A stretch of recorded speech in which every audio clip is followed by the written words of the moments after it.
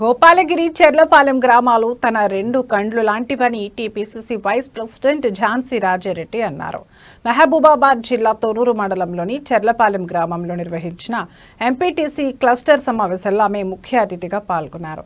తన జీవితానికి రాజకీయ ప్రస్థానానికి బీజం పడిన ప్రదేశాలు ఇవే అని గుర్తు చేశారు. 5 తరాలుగా మత హనుమాండ్ల కుటుంబం ఈ ప్రాంతానికి సేవలందిస్తోందని తెలిపారు. ఈ సేవా పథం ఇకపై మరింత శక్తిగా కొనసాగుతుందని ఝాన్సీ రాజారెడ్డి ఉద్వేగభరితంగా వ్యాఖ్యానించారు. రాబోయే ఎన్నికల్లో కాంగ్రెస్ అభ్యర్థులను గెలిపించడమే అందరి బాధ్యత అని ప్రజలను ఉద్దేశించి ఆమె పిలుపునిచ్చారు.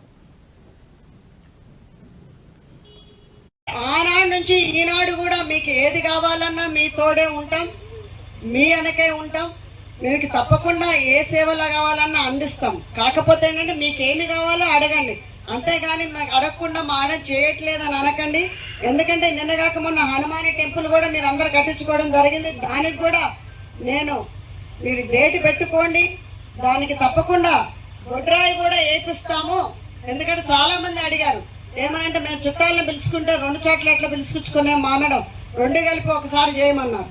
సో అదే విధంగా నేను చెప్పాను, గొడ్రాయి కూడా మేమే పెట్టుకుంటాం. మీరు తప్పకుండా ఏ డేట్ పెట్టుకుంటారో 2 హనుమాన టెంపుల్ కానీ గొడ్రాయి కానీ 2 ఒకేసారి చేసుకుందామని. మరి ఇప్పుడు నాట్లు పొలాల పనులని ఇప్పుడు 2 నెలల నుంచి పోస్ట్పోన్ చేయటం జరుగుతున్నది. అది మీలో డిలే కానీ, అంతేగాని మేడం చేయట్లేదని మీరు అనుకోకండి.